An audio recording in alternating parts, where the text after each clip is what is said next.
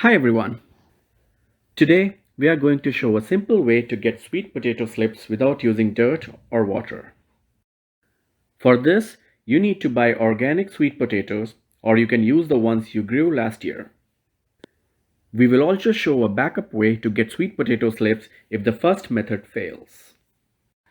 Method 1 is the easiest.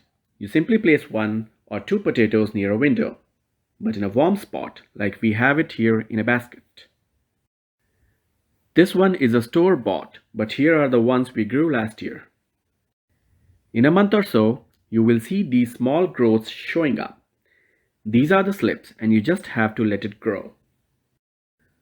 Once it is long enough, you pluck these slips and put them in water and soon they will develop roots. From here on, you can either plant them in tiny pots or keep them in water till it is planting time. Second way is to put some dirt in a flat tray which is disposable and just put a sweet potato in it.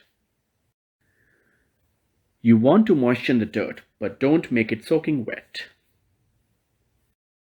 In 3 to 4 weeks, you will notice slips forming on the sweet potato. Sometimes the potato may rot with this method. If that happens, just start over again.